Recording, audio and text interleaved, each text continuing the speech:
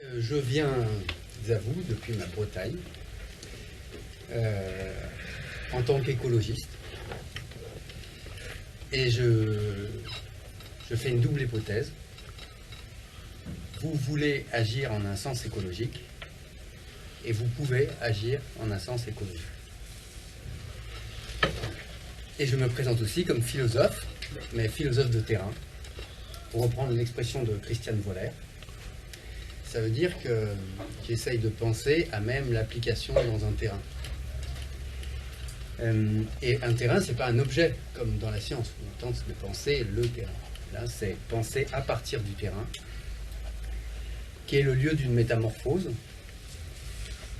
et donc qui consiste à refuser l'a priori de la pertinence académique. Et il s'agit de mettre ma pensée à l'aventure. Alors pour le coup, vu la conversation qu'on vient d'avoir sur le malentendu, c'est encore plus le cas pour moi, puisque du design, je n'en connais rien.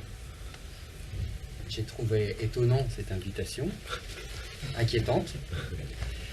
J'ai demandé autour de moi ce qu'était le design, parce que j'en avais une vague idée, et j'avais plutôt un a priori critique, voire très critique, qui fait totalement écho à ce que vient de dire Jeanne Gué. Mais j'ai demandé autour de moi et on m'a encouragé à me mêler de design, à peut-être en parler, à vous parler. Alors je les remercie. Je vais d'ailleurs les citer si vous permettez. C'est Nolwenn Richard, Carole Gautret, Mathieu Poulain, Clotilde Jouan et Jérôme Ami. Et je vais vous dire aussi, c'est là que ça commence à être plus difficile, ce que j'en ai retenu. Le design, au plus sommaire pour moi, c'est la pratique par laquelle les objets ne sont pas seulement fonctionnels. Ils peuvent être agréables à l'utilisation et agréables à la contemplation. Autrement dit, les objets sont toujours accompagnés d'un certain sens. Alors la plupart du temps, pour ce que j'en ai compris, c'est un sens esthétique. Mais ça peut être autre chose. Et on pourrait dire que c'est pas très nouveau. Parce qu'on imagine un chasseur de la préhistoire qui lance un javelot ou un trait et qui peut décorer cette arme. Et là, il était déjà un designer. Même s'il y a une fonction, peut-être une fonction magique. Mais il y a un plus de sens qui accompagne l'objet. Et donc, d'emblée, on pourrait dire que le design a une vocation écologique dans la mesure où il refuse que les objets soient lambda, quelconques. Dans l'idée que le design refuserait d'emblée l'ontologie naturaliste dans laquelle nous sommes censés vivre. Alors l'ontologie, comme l'a dit Jeanne Gué, c'est le discours sur l'être. C'est ce qui dit, au plus simple, ce qui dit ce qui est vraiment et comment est ce qui est. Et donc l'ontologie naturaliste, ce serait celle qui dirait, eh bien, il y a deux choses. Il y a les sujets et les objets. Les sujets, les humains, les entités qui ont un rapport à elles-mêmes, un rapport intérieur à elles-mêmes, et les objets qui seraient tout entiers pris dans leur extériorité. Et ces objets n'auraient pas de valeur particulière, ils seraient lambda. Le naturalisme serait le creuset de problèmes écologiques dans le sens où l'homme qui a une valeur, le sujet qui a une valeur intrinsèque, eh bien, refuserait la valeur aux objets. Il serait quelconque. Et donc, la nature serait composée d'objets, de choses, et l'homme disposerait des matières, plutôt, et justement, il pourrait élever les objets à la dignité de l'humain. Alors, si c'est ce que fait le design, on pourrait dire qu'il a une fonction écologique, mais c'est pas si simple. Parce que élever les choses au rang d'objets dignes, les objets lambda au rang d'objets dignes, c'est peut-être entériner l'ontologie naturaliste dans le sens où on continue de prendre les matières pour des choses sans valeur, des simples ressources. L'exemple typique, ce serait de dire, oui, c'est une table en bois, qu'un arbre n'a pas de valeur tant qu'il n'est pas façonné dans cette table que j'ai devant moi. Et alors, si c'est pas si simple, c'est bien pour ça que certains proposent, et c'est un peu je crois le thème de ces 2 jours, il y en a certains qui proposent d'en référer à d'autres ontologies. Par exemple, l'ontologie animiste, et qui consisterait à dire au plus sommaire, là encore, que l'arbre dont je parlais tout à l'heure, il a une âme. Mais c'est pas si simple. Et c'était le sens d'un article qu'Aurélien avait lu, qui posait la question, un article que j'ai écrit avec Martin Mangin, et qui a été publié dans la Revue Terrestre, et qui s'appelait initialement « De la guerre des mythes », et qui posait la question, mais en fait, ce serait quoi de changer d'ontologie? Et aussi, est-ce qu'on peut décider de changer d'ontologie? Est-ce qu'on peut décider de grand remplacer le naturalisme? Vous voyez, est-ce qu'on peut grand remplacer le naturalisme? C'est pas si simple, parce que peut-être qu'on peut se dire que la décision, ce serait l'acte intérieur du sujet cartésien. Et aussi, nous insistions sur l'idée que l'animisme nous arrive via des pratiques universitaires, la science universitaire qui elle-même est, pour l'ensemble, naturaliste. Nous posions aussi la question de savoir, mais une fois qu'on change notre imaginaire ontologique, est-ce qu'on va vraiment agir en fonction de ça? Ou est-ce que c'est juste une coquetterie? On finissait par dire que plutôt que de prétendre remplacer l'ontologie naturaliste, il fallait tenter d'entrer en nous-mêmes pour entrer ensuite en relation avec des ontologies animistes, à partir de là où on en était. Mais je voudrais ici, donc pas m'appesantir, mais dire la difficulté de façon un peu plus philosophique, en disant que l'ontologie, c'est le discours sur l'être. C'est dire ce qui est vraiment, et dire comment est ce qui est. Mais ce n'est pas une simple description. Ce n'est pas une simple description. Pour 2 raisons. L'ontologie, c'est très engageant, puisque les hommes vivent en fonction de la façon dont ils se représentent l'être. Et la deuxième chose qui est importante, c'est de dire que cette pensée de l'être est fondamentale, mais elle n'est pas initiale. C'est-à-dire que c'est à partir de notre présence au monde et à l'étant que nous pouvons peut-être nous poser la question ontologique. Et auquel cas, l'ontologie, c'est avant tout une question. C'est une ouverture à l'être et une question. Et donc, si je dis que l'ontologie n'est pas une description neutre de l'être, je me réfère à Aristote, qui posait la question, mais qu'est-ce que l'être en tant qu'être? Il en faisait in fine une description, mais ce qui m'intéresse, moi, c'est la question. Et cette question a été reprise par Heidegger au XXe siècle. C'est très intéressant parce qu'il nous dit que l'être ne peut se réduire à l'étant, dans le sens où l'être est pris dans le temps. Et la deuxième chose qu'il dit, qui est majeure, c'est que l'ouverture à l'être appartient elle-même à l'être. Donc si on se pose la question ontologique, on est en train de participer à l'être d'une certaine façon, et il faut ressaisir cette façon dont on participe à l'être pour saisir l'être. C'est ce qu'il appelait le cercle vicieux. Alors évidemment, Heidegger lui-même fait de la philosophie et dit que le berger est le poète et le poète est le berger de l'être, mais il n'invite pas beaucoup à faire du design. Mais moi, peut-être, je dis que vous pourriez conserver la question et vous poser, dire, mais pour nous, qu'est-ce qui est? Comment est-ce qui est? Et aussi d'interroger votre ouverture à l'être. Le vivre comme question. Et si j'en reviens à la définition, donc j'ai transmis mes amis, mon entourage, on pourrait dire le design est la pratique par laquelle les objets ne sont pas seulement fonctionnels. Et on peut dire que l'ontologie spontanée du design ne consiste pas à réduire l'être à l'objet. L'objet est là devant moi, cette table, elle existe, mais l'être n'est pas réductible à l'objet. L'objet, il doit être compris dans une dynamique. J'aime bien, je viens de parler de phylogénèse, d'histoire. On pourrait parler de généalogie des objets. Et moi, je dis peut-être qu'il faudra dire que vous vous intéressez à l'être de la tendance. Vous représentez ce qui se trame dans l'être du temps et vous proposez ce qui est en germe, vous le proposez à la réalisation. Et la réalisation, je dans deux sens, ce serait premièrement à la fabrication, par vous ou par d'autres que vous, et deuxièmement à l'utilisation, parce que l'utilisateur aussi, il va donner une réalité à l'objet.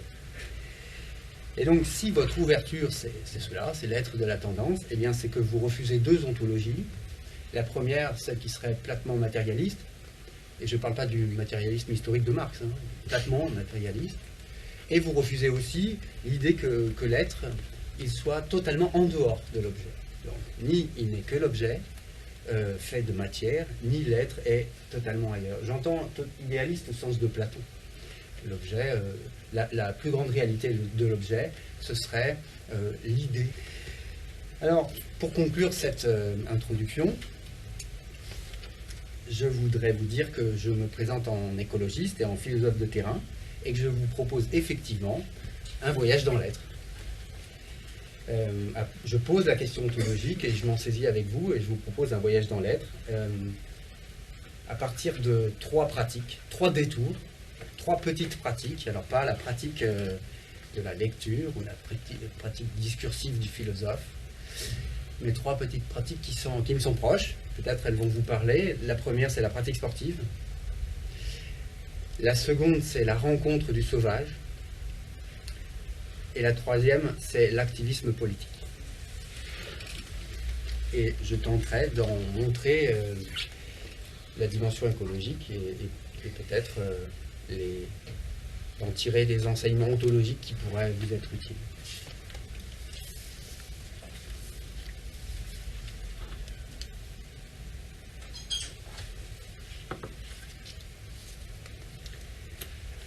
Alors commençons par le geste sportif. Je disais que votre ontologie spontanée, votre ouverture, ce serait de dire que l'être est contemporain de ses formes sans s'y réduire. Et c'est bien pour ça que je voudrais vous faire attention au geste sportif, parce qu'il est précisément ce qui est contemporain des formes visibles sans s'y réduire. Alors imaginons un tennisman, Nadal, il produit, vous voyez, le coup droit de Nadal en lasso.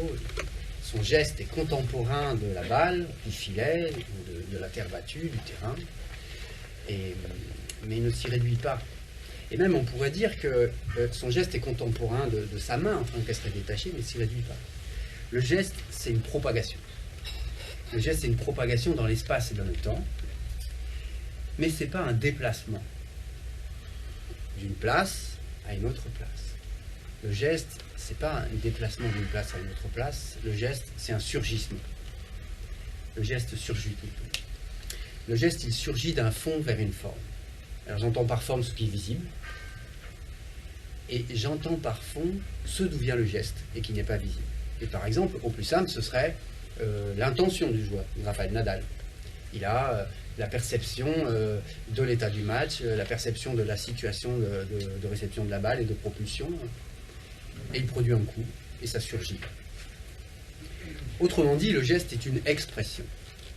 Expression. Pressée hors d'eux, d'un fond vers une forme.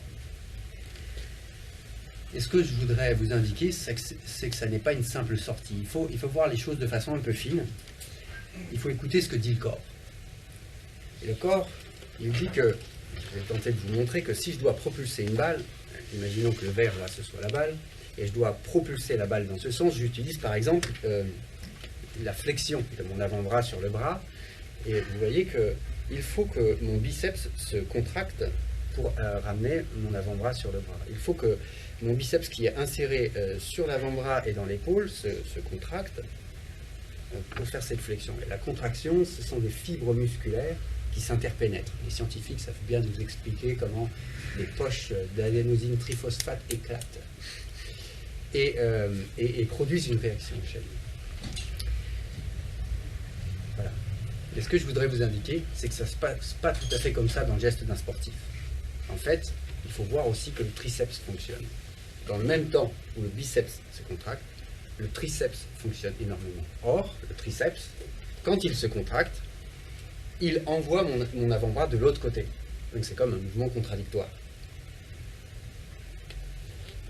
Je propulse la balle dans ce sens, et pourtant, deux contractions contradictoires sont en jeu. Et donc je vous invite à comprendre le geste sportif comme une expression, mais qui résulte d'un travail de force contraire. Autrement, moi j'utilise les termes de produit et de retenu. Ce qui est produit, ce serait le travail de mon biceps, et ce qui est retenu, ce serait le travail de mon triceps. Et alors l'image, c'est imaginer un enfant qui commence à jouer au tennis. Bon, bah, la raquette, elle va de tous les côtés, elle peut même partir de la main. Et celui qui va s'appliquer un peu plus, il est trop appliqué. Ça ne bouge plus. Non. Et le bon joueur, c'est celui qui réussit peu à peu à construire son geste grâce à l'équilibre de cette production et de cette rétention. Alors pourquoi je dis tout cela ? Eh bien, c'est pour vous dire qu'une métavique, un designer, c'est quelqu'un qui produit un objet. Donc, il fait advenir une forme à partir d'un fond. Et peut-être, vous pourriez faire attention, bien sûr, à la production, mais ça semble assez aisé à comprendre, mais de faire attention aussi à l'idée de rétention. Quelque chose est retenu dans la création des objets.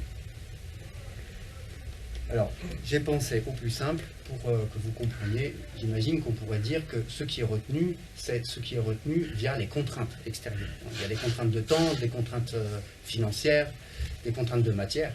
Et tout ça, ce sont des facteurs de rétention. Le cahier des charges. Mais métavique, il y a plus. Déjà, du point de vue de la psychologie de la création, peut-être qu'on peut dire que si je produis un objet, il a pour moi un sens, mais je ne sature pas l'objet du sens qui est le mien, parce que je veux aussi que l'utilisateur puisse y mettre un sens.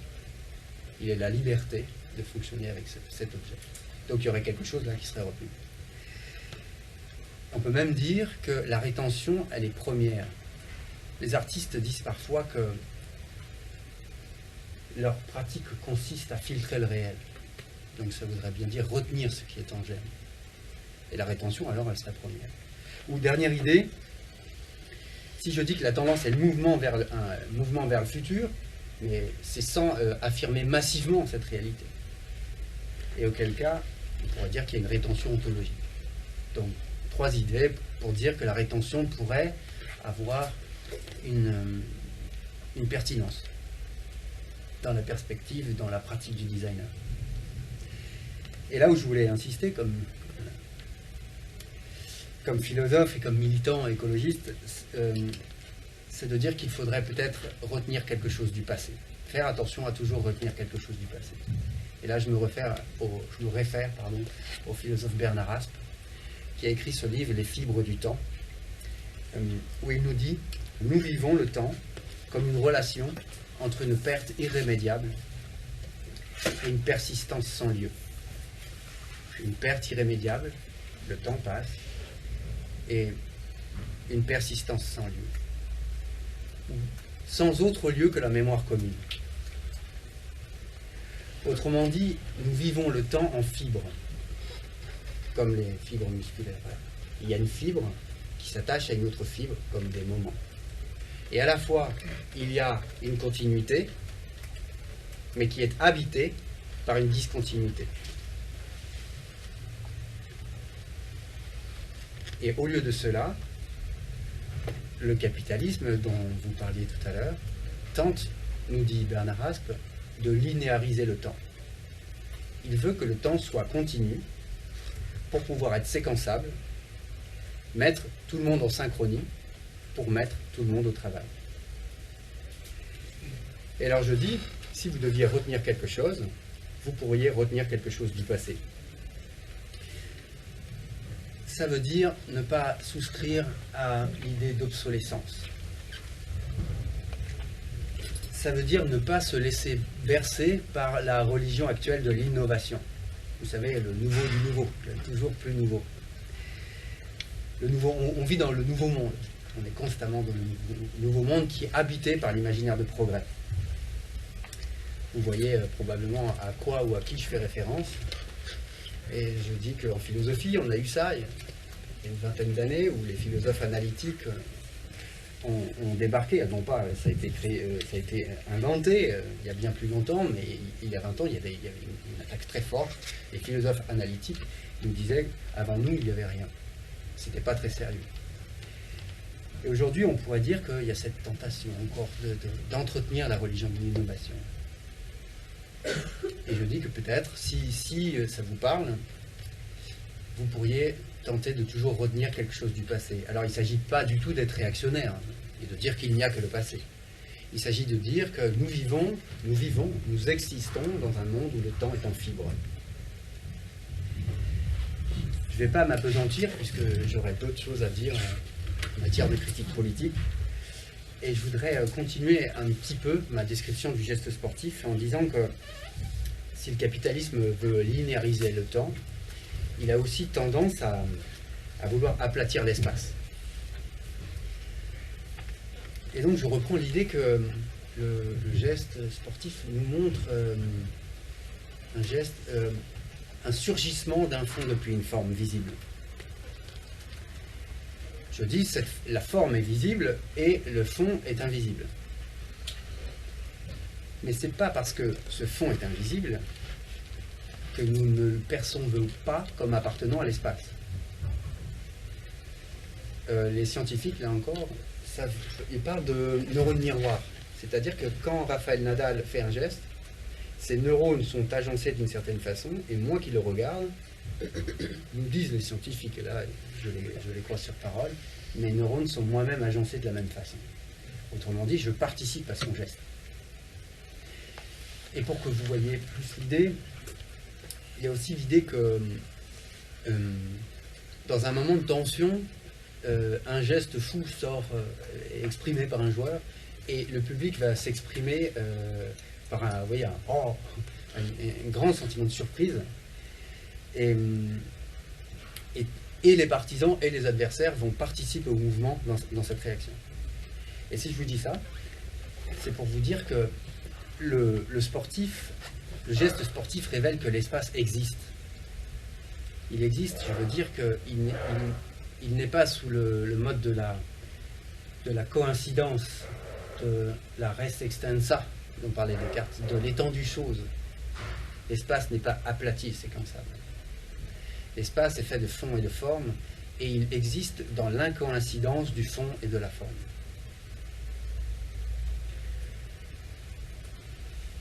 Alors on pourrait dire que le designer, ça le concerne immédiatement, parce qu'il crée des objets, et ces objets ne sont pas réductibles à cette présence-là devant, puisqu'il y a un sens. Donc cet espace, l'espace du designer, est immédiatement fait de fond et de forme. Encore faut-il, c'est pour ça que j'y reviens, ne pas souscrire à l'illusion de notre temps, qui est l'innovation. J'entends que notre époque manque de fond. On ne respire plus.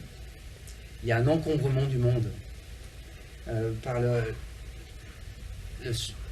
surajout de formes visibles, de produits marchands. Et on prétend retrouver ce fond qu'on a perdu par l'innovation, par le neuf. Alors ça fonctionne bien, il faut le dire. Chaque fois que quelque chose de neuf apparaît, il y a la surprise et donc un shoot de fond. Une petite pulsation de nouveauté. Ah, l'iPhone 13, il est incroyablement différent de l'iPhone 12. Alors on sait bien que ça ne va pas durer très longtemps et il faudra très vite fabriquer et aussi proposer le 14. Quoi. Sans quoi, nous allons prendre conscience que nous ne respirons plus. Et j'insiste, vous avez parlé tout à l'heure de la connexion, et moi ça m'inquiète beaucoup, l'idée de connexion des objets. Parce que c'est la nouveauté du jour. On dit, maintenant on va connecter les objets. C'est-à-dire, je crois bien, on va redonner du fond aux objets qui sont là platement devant nous. Et il y a une confusion. Parce que la reliance des objets, elle-même, elle est une forme. Le numérique suppose un appareillage matériel immense et écologiquement destructeur. On sait que ça demande des formes extrêmement lourdes écologiquement et des pratiques pas acceptables. Et je crois aussi que ça dépossède les gens de leurs fonds propres, parce que nous existons dans un monde où il y a des objets et les relier nous permettent de respirer. Par exemple, faire son café peut être une respiration le matin. Ça consiste, alors c'est extraordinaire, faire du café, ça consiste à moudre des grains et à faire passer de l'eau chaude à travers ces grains moulus pour en récupérer du café qu'on peut boire. Et certains veulent nous proposer des cafetières connectées, peut-être à mon esprit. Je pourrais dire immédiatement à ma cafetière qu'elle doit faire du café. Et ça se présente comme étant, les publicitaires diraient, ça se présente comme étant une nouvelle respiration, un gain de temps. Une société dans laquelle on n'a pas le temps de faire un café, c'est quand même une société où on ne respire pas beaucoup. Et alors je dis que peut-être faire du café, par le geste, c'est une respiration et qu'on veut nous en priver. Peut-être je dirais qu'on dépossède le monde lui-même de sa capacité à relier les formes. Parce que je ne vais pas m'étendre, parce que ce serait long, mais je vois le monde comme un mouvement, lui aussi, comme une production de formes, et le fait de relier les formes par son propre fond, sans rajouter de forme à même la reliance. Donc ces connexions, au contraire, elles relient tous les objets et elles surajoutent des formes. Donc elles creusent, et elles encombrent et elles creusent le problème. Et donc, dans ces conditions, j'aimerais bien que vous alliez vers une certaine épure, permettre aux formes de surgir d'un fond réel, y compris par la reliance, de ne pas saturer les objets de leur sens, mais aussi ne pas saturer l'espace de ces formes, faire vivre l'espace existant. Et ne surtout pas courir dans la compétition du progrès. Je vais vous parler désormais d'une deuxième pratique, c'est la rencontre sauvage. Et quand je vous disais qu'avec Martin Mongin, nous avions écrit un article où nous posions la question, mais ce serait quoi de rencontrer une autre ontologie? Eh bien ici, je voudrais parler de l'ontologie de la rencontre. J'aurais pu le faire en m'appuyant sur Kokia Nobuo, un japonais qui parle d'entre-lieux et qui est un mésologue. Augustin Berg est venu parler ici il y a quelque temps. Tout à fait. Voilà, tout à fait. Et j'aurais pu m'appuyer sur lui, mais je vais m'appuyer sur le travail de Stéphanie Champvallon, qui est une anthropozoologue qui parle non pas d'entre-lieux, mais d'entre-deux animal. Elle a en propre de plonger avec des orques, des requins, des grands cétacés, de rencontrer des ours et des loups. Elle m'a un peu initié à cette pratique. Et je voudrais vous montrer ce qu'on peut en retenir. Alors, quand on est sous le regard d'un grand cétacé ou d'un animal sauvage, on a tout de suite la peur, le sentiment qu'on peut être une proie. Ça renvoie à ce que peut-être vous connaissez le livre de Val Plumwood, L'œil du crocodile, où elle raconte comment elle a été attaquée par un crocodile et s'en est sortie. Elle a compris qu'elle était de la viande. Elle le savait, mais elle en a pris une conscience profonde et ça a changé beaucoup de choses, justement, dans la retraduction ontologique. Mais Stéphanie Champvallon nous invite à ne pas réduire l'animal au prédateur. C'est ça qui est important. L'animal peut être curieux de l'homme. Et l'animal peut venir à l'humain pour tenter de vivre une expérience de curiosité et vivre une expérience avec l'humain, de peut-être ce qu'on pourrait appeler du pré-individuel, nous dirait Simondon. En tout cas, il veut partager avec l'humain une certaine subjectivité. Et on pourrait dire en ce sens qu'il y aurait une extension du domaine du sujet. C'est-à-dire que je suis en tant qu'humain un sujet, mais toi aussi, la bête sauvage, tu es un sujet. Et nous partageons ensemble une expérience qui nous réunit et qui nous précède. Et Stéphanie Champvallon a tendance à l'appeler sauvage, cette expérience, et cette chose qui nous préexiste.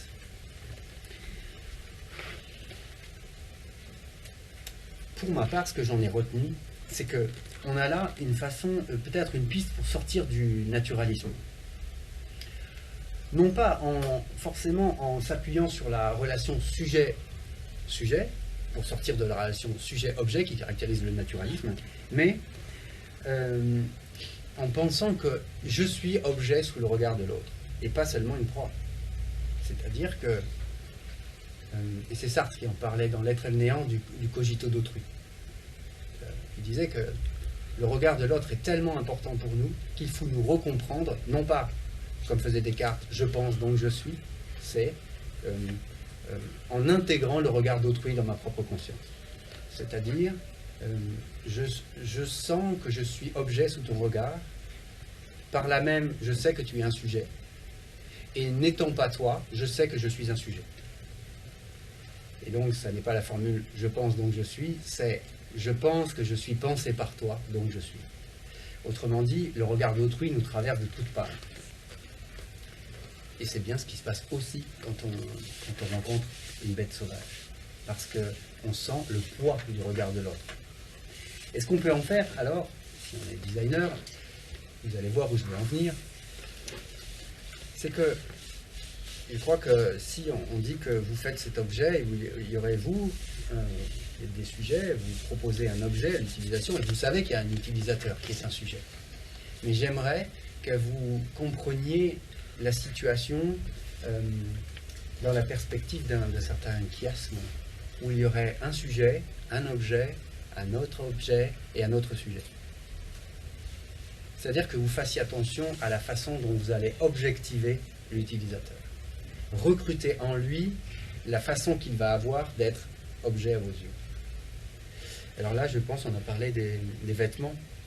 Et là, effectivement, on voit d'emblée ce que ça peut être de proposer un vêtement, et la personne va voir si le vêtement lui va, mais aussi va tout faire pour habiter le vêtement, habiter l'uniforme, on pourrait dire. Là, pour aller rapidement, le problème politique, c'est, je voulais parler des caméras.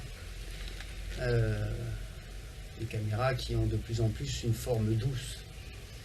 Mais je crois qu'il faut être conscient qu'il y a là une rupture je veux dire des caméras de surveillance. Il y a là une rupture de réciprocité.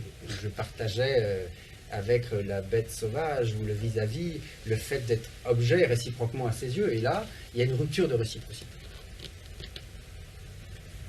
Je suis un objet, mais je ne sais pas quel est le sujet qui me regarde. Alors on pourrait dire, oui, mais ça a une fonction, c'est pour la sécurité.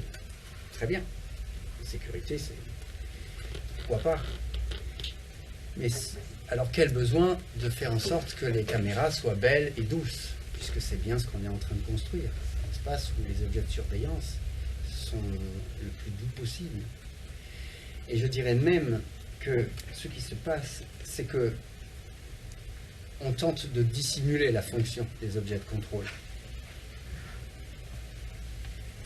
Si on parlait de la définition première du design, c'est faire en sorte que les objets ne soient pas réduits à leur fonction. Très bien. Ils auraient un sens, par exemple esthétique. Mais désormais, il y aurait comme une trahison, parce que le sens qui est ajouté à l'objet, ce serait d'en dissimuler la fonction. On pourrait dire que l'activisme politique, ça consiste à interrompre le cours normal des choses. Et là, on a un exemple, c'est-à-dire il y a une semaine, il y a une jeune fille qui a débarqué sur le terrain de tennis de Roland-Garros et qui s'est attachée au filet. Elle s'est agenouillée sur le sol et elle avait un t-shirt qui signifiait qu'il fallait s'occuper du réchauffement climatique. Et ce qu'il y a d'intéressant dans la situation, c'est que des sifflets ont émergé du public, ont surgi du public. Et ce sont ces sifflets qui sont intéressants. Parce qu'ils disent, écoutez, jeune fille, vous n'êtes pas à votre place. Vous dérangez, vous n'êtes pas à votre place. Mais précisément, c'est là qu'on comprend ce que voulait dire cette jeune fille. Elle dit, le monde brûle et on fait du tennis. Et elle dit, le cours normal des choses ne va pas dans un cours naturel. Il ne va pas dans un cours de tennis, mais aussi il ne va pas dans un cours naturel. Il faut interrompre ce cours normal des choses si on veut s'occuper de l'écologie. Et alors on imagine très bien que ceux qui sifflaient disaient « Oui, l'écologie c'est très bien, mais là vous voyez bien qu'on est en train de faire du tennis. Ça n'est pas le moment, ça n'est pas le temps. » Et on sait très bien, ça n'est jamais le moment, tout simplement. Elle s'est d'ailleurs excusée d'avoir dérangé, mais le message était très bon. Et je voudrais vous indiquer que vous pouvez, les designers, interrompre le cours normal des choses. Pour faire de l'écologie, si vous le vouliez, hein, c'était mon hypothèse. C'est-à-dire que vous pourriez aller contre l'ordre qui règne. Alors il ne s'agit pas de dire qu'il faut éradiquer tout ordre, parce qu'on a besoin d'habitude pour vivre. On a besoin de formes visibles, habituelles. Mais il y a un risque avec les habitudes qui viennent de la nécessité d'habiter le monde, c'est la domination. La domination, j'entends par domination les deux sens, c'est-à-dire c'est à la fois faire domaine, c'est-à-dire rejeter un peu l'altérité pour ne pas être constamment criblé par l'extériorité. Mais le versant négatif, ce serait quand ça implique une hiérarchie et une domination sur d'autres formes de vie, jusqu'à entrer dans un processus où on tente d'éradiquer toute altérité. Et Félix Guattari nous disait bien que c'était la fonction de l'artiste, de désengluer la sensibilité, qui s'habitue tellement à voir des choses habituelles qu'elle entérine l'ordre qui est adjacent. Le rôle de l'artiste, c'est de désengluer notre subjectivité et de montrer qu'il y a des possibilités de voir les choses autrement. Et je voulais le dire du coup rapidement en citant le couple conceptuel cher à Jacques Rancière de la police et de la politique. On pourrait dire sommairement que la police, c'est l'ordonnancement du monde. Et il devrait y avoir un autre temps, c'est la politique. C'est le moment où on suspend l'ordonnancement du monde pour pouvoir décider de la façon dont on va organiser les choses. Et il nous indique dans la mésentente qu'il y a une confusion entre la police et la politique, puisque les politiciens voudraient nous faire croire, ou on a tendance à croire, qu'il y aurait des gens qui seraient plus compétents que d'autres pour organiser la vie publique. Et à partir de ce moment-là, on a entériné un certain ordre des places, déjà, a priori. Et alors, l'idée, ce serait de tenter par le design, de ne pas constamment entériner le cours normal des choses ou l'ordre des choses qui vient d'un certain malentendu. Et pour tout vous dire, malgré mon inculture, j'ai eu une idée. Jacques Rancière dit que quand on fait la confusion entre police et politique, au final, on n'accorde aucune place aux sans place, aucune part aux sans part. Et il n'y a pas de non-place, il n'y a que des places attribuées ou des postes. Et je crois que peut-être le designer, il aurait, comme le sportif fait surgir quelque chose d'un fond, il fait surgir quelque chose qui n'est pas qu'une forme visible, ou comme on parlait du sauvage, eh bien le designer, lui, il aurait le rôle de dire que, de montrer visiblement qu'il y a de la place pour les sans place, ou pour la non-place. Et j'ai pensé à la façon dont on a détourné le cubisme pour faire du design anti-pauvre. C'est-à-dire que là où il y a des bâtiments qui pourraient avoir une place vacante, où s'assoiraient des gens qui traînent, on a mis des pics pour empêcher qu'ils puissent s'asseoir confortablement. Et ces pics n'avaient pas seulement la fonction d'empêcher les gens d'être sur place, mais ils devaient être agréables à l'œil. Et c'est là où vient le problème pour moi. C'est-à-dire qu'on tentait de masquer la fonction aux yeux des autres. Et je dis que peut-être vous pourriez avoir une fonction d'activiste écologique, où il s'agirait d'inventer des planches en bois, comme cette table, faites d'encoches qu'on pourrait remettre sur les pics. J'imaginais des grands pots de fleurs,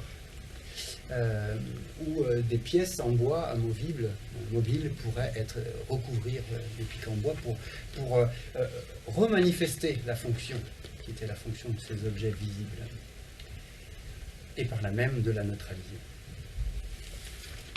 Bien, je vais conclure alors, puisque j'ai peut-être un peu débordé. 5 minutes. Eh bien, je conclue, c'est très bien. Je disais, l'ontologie, c'est le discours sur l'être. Discours sur l'être en tant qu'être, dire, mais qu'est-ce qu'il est vraiment? Et comment est-ce qu'il est? Et je voulais vous proposer de la comprendre comme question, comme ouverture à l'être. Et donc, ce voyage dans l'être à travers 3 pratiques, et ils nous permettent peut-être de penser que vous qui vous intéressez à l'être en tant qu'il est sous le mode de la tendance, ben, vous pouvez avoir un rôle. C'est d'entretenir le temps vécu, de dilater le fond pour que l'espace continue d'exister, donc dans l'incoïncidence, et pour laisser une place au sauvage, et peut-être une part au sans-part. Et contre la mise en ordre qui empêche d'accéder à la nature, vous pouvez ouvrir les possibles qui engluent notre sensibilité. Et cette mise en ordre, cet engluement de la sensibilité ne va pas du tout dans un sens écologique, puisque malgré les bonnes intentions de beaucoup de gens, ça ne change pas. Et on siffle cette jeune fille qui vient interrompre le cours des choses, le cours normal. Par contre, encore une fois, je voudrais vous dire, c'est pas si simple parce qu'il faut se méfier des possibles. Il y a une formule très célèbre d'un mathématicien qui s'appelle Gabor, qui dit tout ce qui est possible sera fait. C'est-à-dire que dès que quelque chose devient possible et imaginable, il va être réalisé, parce que nous vivons dans un système technique qui veut massivement affirmer les possibilités techniques. Donc il faut peut-être trouver l'équilibre et savoir ouvrir les possibles, mais savoir en retenir certains. Et j'ajoute, pour faire un écho à la référence qui a été faite à Latour tout à l'heure, qu'il faut peut-être aussi faire attention à ne pas s'hybrider avec tout ce qui traîne. Donc plutôt que dire oui, un grand oui à tout, se laisser aller à la coolitude de la jouissance capitaliste, eh bien, je dirais qu'il faut savoir dire non. Non au pragmatisme libéral, non à la religion de l'innovation, non à l'enthousiasme technophile, non à l'augmentation de l'humain. Et alors c'est mon préféré, non à l'enthousiasme solutionniste. Vous savez, le solutionnisme, c'est être très content de résoudre un problème technique en créant, grâce à une technique qui va créer des problèmes techniques. C'est la philosophie de l'ingénieur. Alors c'est très dangereux parce que quand on a la tête dans le guidon, je sais que c'est enthousiasmant de se dire « Ah, ben, il faut les régler ». J'aurais déployé, accompli ma capacité à résoudre des problèmes, mais par là même, j'aurais créé de nouveaux problèmes. Et j'ai un exemple, alors c'est très rapide, il faut probablement dire non au design de climatiseurs. Parce qu'on va avoir tendance très bientôt à designer des climatiseurs pour rafraîchir les riches et réchauffer les pauvres et le monde. Donc je préfère vous transmettre l'embarras du philosophe que l'embarras de l'ingénieur qui règle des problèmes techniques. Et si vous aviez le réflexe de dire mais à quoi ça sert tout ça, la philosophie, à quoi ça sert, ben moi je crois que c'est une très bonne question. Il faut toujours poser au philosophe la question mais à quoi vous servez, à quoi tu sers, plutôt que de le laisser dans le ciel des idées ou avoir une prétention académique. On ne sait pas pourquoi. Il servirait à quelque chose. Et ben, je vous retourne la question. À quoi servez-vous? Et peut-être même à qui servez-vous? Pour être un peu sulfureux. Moi, j'espère ne pas accompagner des choses que je ne voudrais pas accompagner en parlant ici. Et la petite note positive, c'est que toutes ces précautions, ben, je vous dis d'avoir ces précautions, c'est peut-être un peu alourdissant. Et je sais bien que pour créer, eh bien, il faut de la légèreté. Donc il faudrait trouver l'équilibre entre cette responsabilité, vous avez un rôle énorme dans l'écologie, et il faut aussi s'alléger. Et si l'écologie, ça ne peut pas être cosmétique, superficiel, il n'en reste pas moins que l'écologie, ça ne pourra pas aller sans beauté. Voilà. Je vous remercie de m'avoir écouté. Merci beaucoup.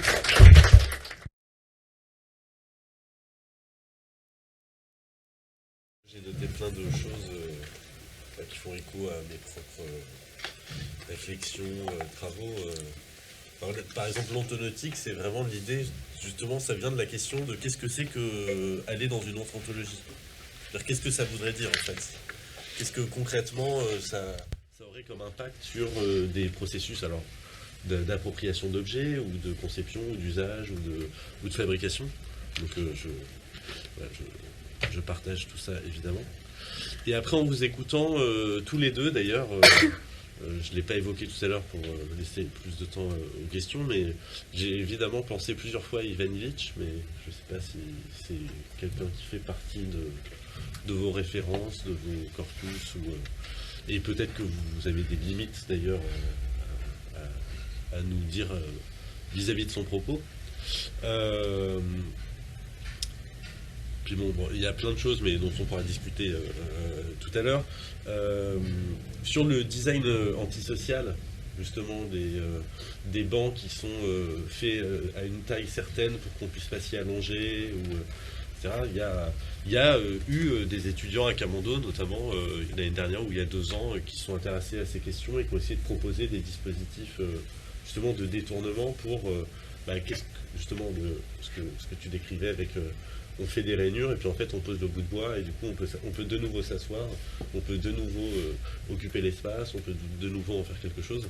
Donc c'est des choses qui existent et ça montre justement, je pense, l'intérêt de vos interventions dans cette école et demain, c'est-à-dire que c'est des questions qui se posent déjà et sur lesquelles ils ont aussi, et les étudiants et les enseignants, besoin de ressources théoriques, pratiques, voilà, pour légitimer, théoriser, formaliser, enfin tout ça.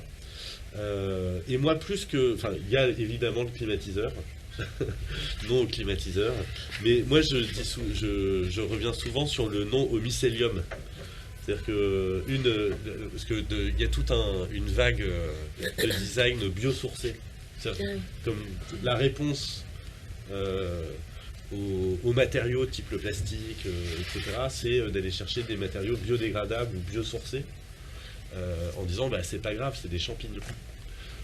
Et donc ils pourront être détruits, d'abord ils sont biodégradables, et puis en plus c'est des champignons aussi, sous-entendu c'est pas grave si on exploite des champignons.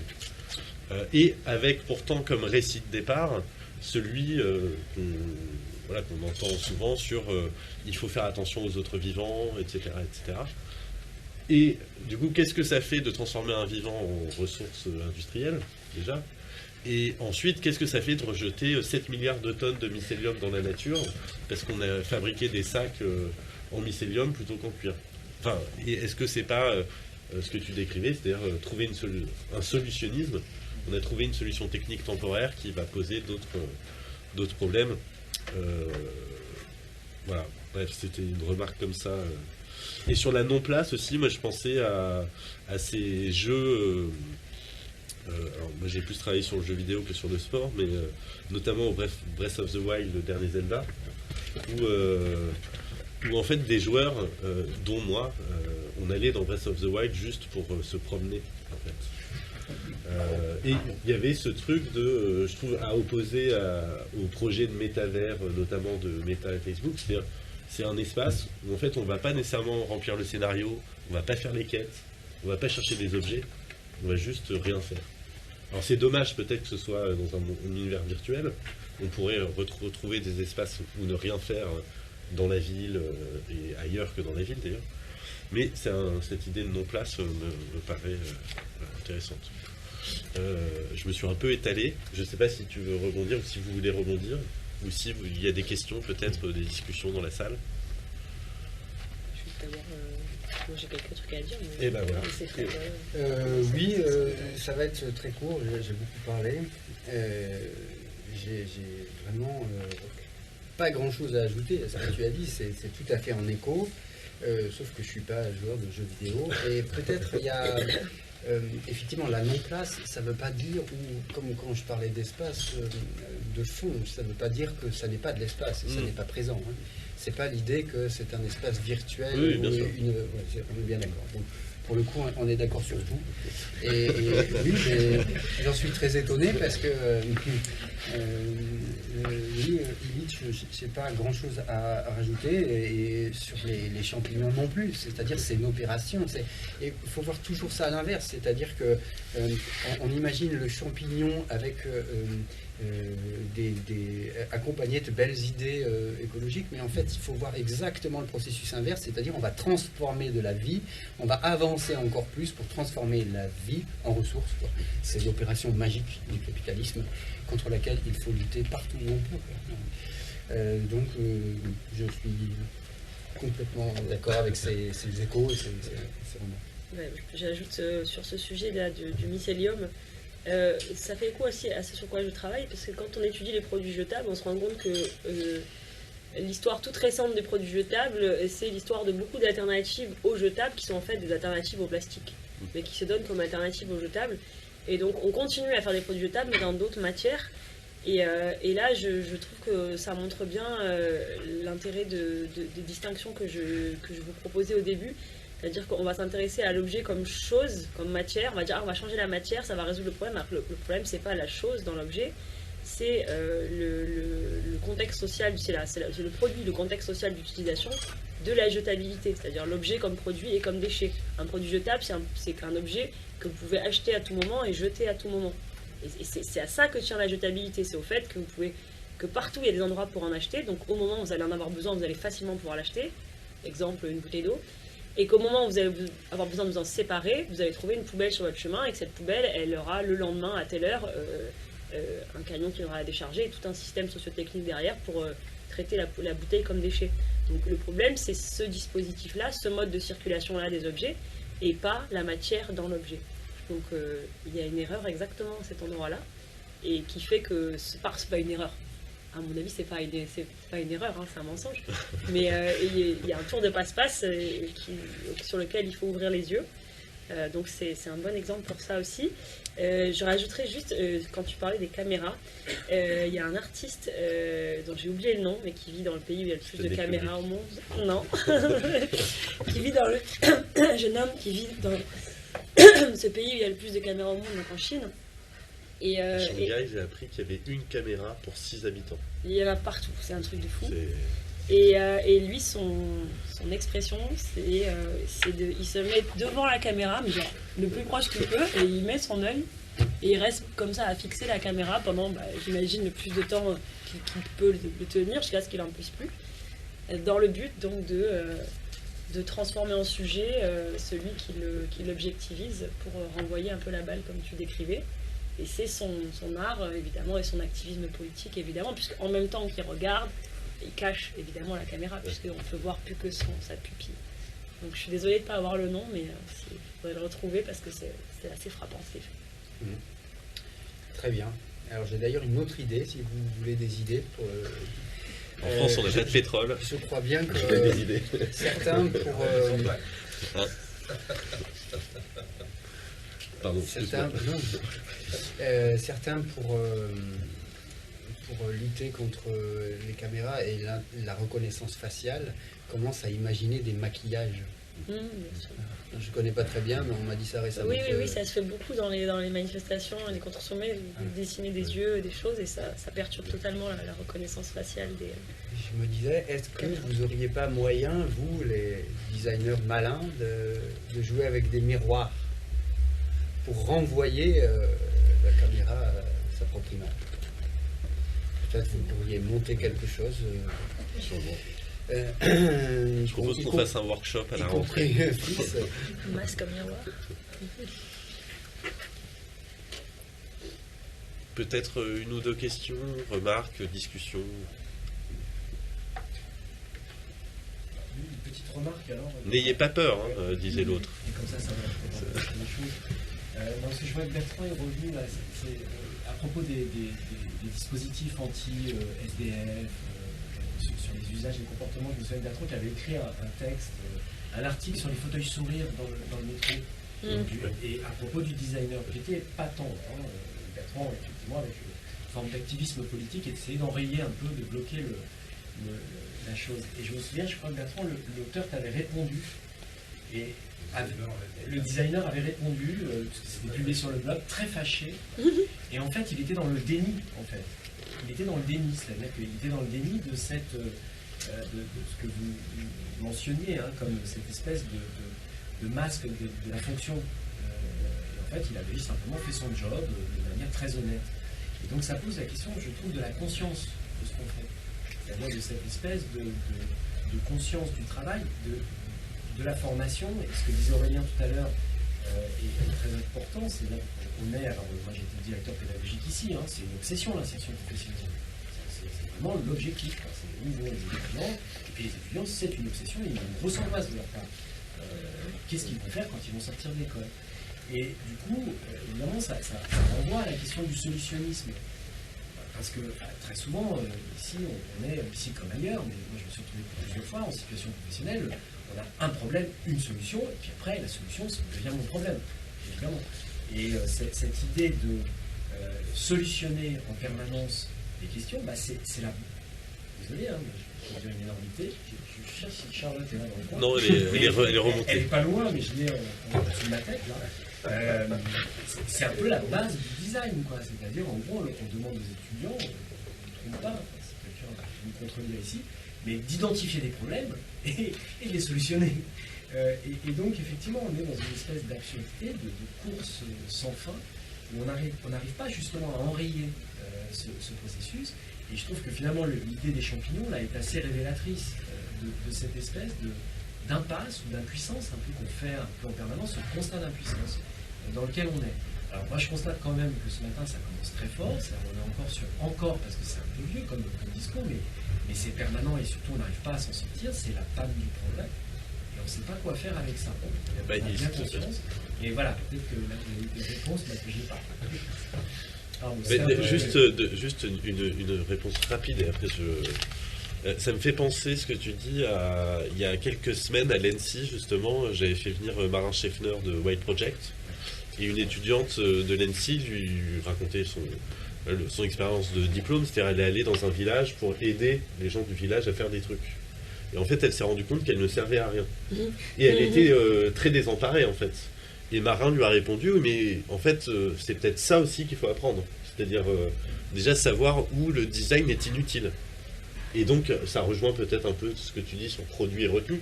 C'est aussi retenir le design. C'est-à-dire, il y a peut-être des espaces où, en fait, on n'a pas besoin de designer.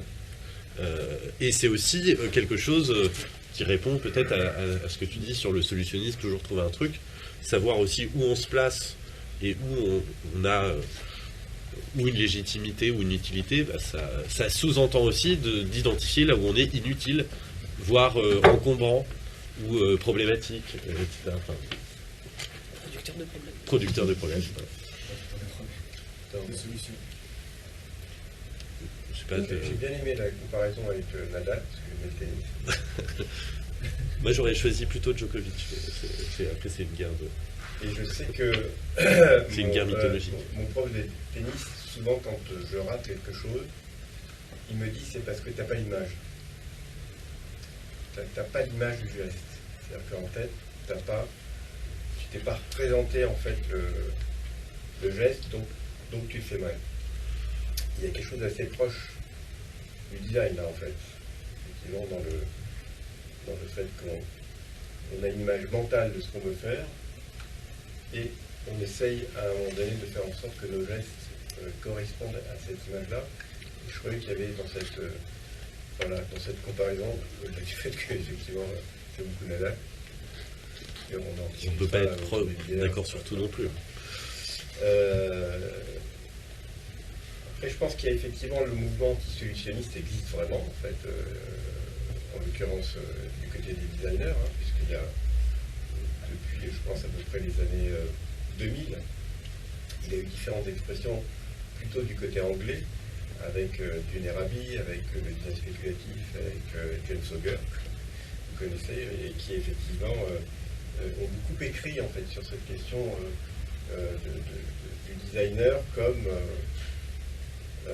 celui qui vient effectivement utiliser, qu'en fait répondre à des briefs qui sont déjà la solution. D'où le fait qu'ils ont beaucoup écrit sur recontraindre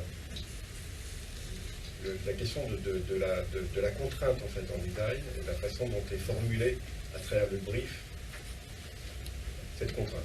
Donc ils ont écrit un certain nombre de textes sur, en gros, recontraindre le design, c'est-à-dire comment trouver d'autres briefs en fait, qui ne renvoient pas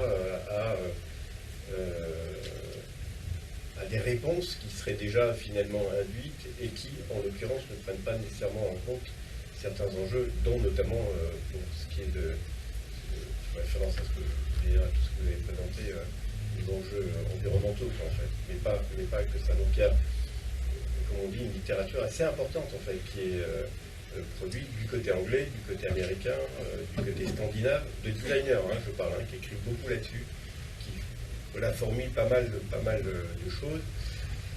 Et notamment sur la question de l'écologie numérique que vous avez mentionné, qui est bien évidemment comme on dit en anglais, l'éléphant eux ils disent pas dans un couloir, ils disent dans une chambre. Effectivement, c'est la chose énorme actuelle qui d'autant plus problématique qu'elle est rentrée très très profondément dans nos usages quotidiens en fait. Et donc effectivement il y a des propositions de designers qui sont assez qui peuvent nous apparaître comme radicales, mais qui en fait pourraient être du bon sens, qui serait par exemple de dire, eh bien on a juste, concernant les sites internet, les propositions qui sont faites, c'est en gros de dire à 8h de 8h du soir à 8h du matin, les sites sont fermés. Comme les boutiques en fait, à l'extérieur, en fait, ce qui du coup baisserait bien évidemment la consommation. Alors on pourrait laisser le cinéma jusqu'à 20h, 22h, les banques éventuellement pour certains services, etc., etc. Donc il y a une vraie... le milieu du design est vraiment agité par ce dont vous avez parlé, preuve en est, puisque ces journées sont organisées et qu'effectivement il y a une vraie volonté. Mais ça démarre assez tôt parce que Victor Papadin, qui était déjà en fait sur ces questions-là, était déjà à se poser des questions. Est-ce qu'il n'y aurait pas des modèles ailleurs pour faire des radios différemment? Juste petit exemple en tout cas de l'époque. Voilà, c'est juste pour préciser qu'effectivement cette question-là du solutionnisme et du rapport à la production, elle est très critiquée dans le milieu du design, avec cette tension qui différencie le milieu du design de celui de l'art, qui est effectivement comment négocier avec le réel, en fait. Ou comment, alors, le réel. Oui, c'est compliqué, mais ou en tout cas le réel inscrit dans une société qui a ses codes, etc. etc. Qu'est-ce que vous entendez par brief? Ah. La commande. Bah oui, ou le cahier des charges. Le cahier des charges. Ah. Bon. Mais moi je veux bien réagir, c'est possible. C'est rapidement. Donc j'apprends que le design est en avance parce que c'est réel, c'est sincère. Je n'y connais rien du tout. Je me demandais à qui j'allais m'adresser. En tout cas, le design se pose des questions que la société se pose aussi. Peut-être aussi mal. Dit c'est très critiqué. Mais il faut aussi peser le poids de ce qu'est la critique. Parce que dans les sciences humaines, la critique, c'est partout. Et l'idée, la façon dont on vit la critique, c'est qu'est-ce qu'on est malin et on va servir à beaucoup. Sauf qu'à la fin, ça sert à rien. C'est-à-dire que le geste critique, il faut le dépasser.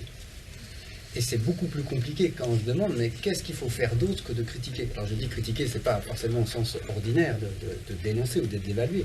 C'est par exemple, comme on faisait en sciences humaines, c'est de dire que des entités qui sont censées être naturelles, en fait, ont été construites. Voilà, donc on racontait cette histoire-là en se disant que c'était subversif.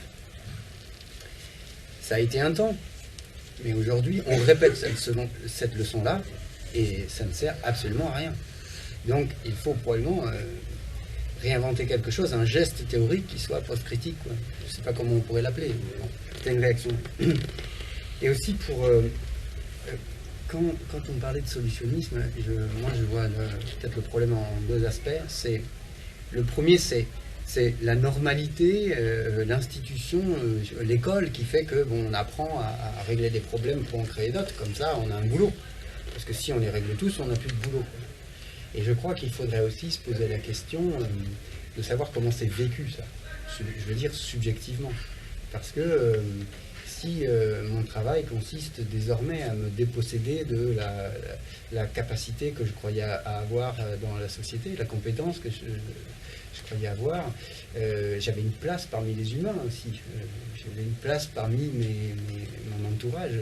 Et il faudrait questionner la façon dont le designer pourrait eh bien, dissoudre en lui ce dynamisme, cet enthousiasme, et s'affronter probablement à autre chose. Et moi, j'ai beaucoup aimé la remarque sur le vide, hein, c'est à un moment donné de suspendre, quoi. Ne rien faire, c'est déjà peut-être beaucoup. Alors, le justifier à l'institution, ça va être compliqué, et à soi-même, quoi. Donc, il faudrait créer ce discours qui permettrait l'inaction en certains endroits. Voilà, et on parlera de Nadal Djokovic au déjeuner. Je rebondis juste rapidement, c'est ce qu'a tenu ici même comme discours, justement, je parlais de Patrick Bouchin, oui. qui parlait, alors, parce qu'il peut se le permettre, parce que c'est monsieur Patrick Bouchin, et qui racontait comment, sur des concours, il arrivait en disant « je n'ai pas de projet ». Donc, la première chose à faire, c'est de ne rien faire. Et puis après, effectivement, c'est de voir un peu les questions de réhabilitation, comment les gens usent des espaces pour ensuite voir ce qu'on peut faire, peut-être, éventuellement. Donc il proposait plutôt des processus ou des méthodologies plutôt que la matérialité immédiatement. Et puis moi, ce qui me frappe dans tout ça, c'est que, alors, depuis tout à l'heure, vous réinterrogez, ça c'est évidemment quelque chose qui est extrêmement important et intéressant, c'est de questionner ou de remettre en cause les modèles. On est contraint par des modèles. Et les modèles, c'est intéressant dans le milieu du design. Si je remonte à l'architecture, le modèle, c'est la maquette. C'est-à-dire que la maquette, la représentation de la chose réelle, à l'échelle réduite, c'est comme autonomiser, et automatiser aussi. C'est-à-dire qu'on s'est enfermé dans des maquettes. Ça aussi, parce que ça recoupe pas mal de propos, mais vous nous donnez là aussi une clé, c'est-à-dire que tout ça, on reste dans la critique. C'est pour ça que je parlais d'impuissance. Je tourne en rond, je suis un peu comme le hamster dans sa roue, à dire voilà, j'ai identifié le problème, mais on ne sait pas comment en sortir, et comment casser cette mécanique. J'ai vu une petite lueur d'espoir dans l'œil frisant. Mais moi, je suis plein d'espoir. Ces journées sont une expression, mais... C'est le but du solutionnisme qui n'est pas d'espoir, qui n'est pas de fin. Je fais un juste révélateur. C'est le but qui n'est pas que ça se termine pas, parce que c'est pour ça que c'est un enjeu en écologie. C'est-à-dire que quand les solutionnistes prétendent se débarrasser des critiques écologistes en disant oui, mais l'écologie c'est un problème de plus, un problème technique de plus, un ensemble de problèmes techniques de plus auxquels on va trouver des solutions. Et donc réintègrent le récit, le contre-récit de l'écologie, que l'écologie fait de l'histoire du capitalisme, dans leur histoire à eux. En disant, là aujourd'hui on a un certain nombre de problèmes que vous dites écologistes, mais qui ne sont pour nous que des problèmes de toute notre histoire, auxquels nous allons trouver évidemment de nouvelles solutions, le mycélium, l'absorption, la dissémination de bactéries dans l'océan pour absorber le plastique, qui créera sans doute beaucoup d'autres problèmes. Donc c'est le but, c'est évidemment qu'on ne s'arrête pas. Parce que s'arrêter, ça serait justement interrompre le cours normal des choses, et ce serait ça le problème.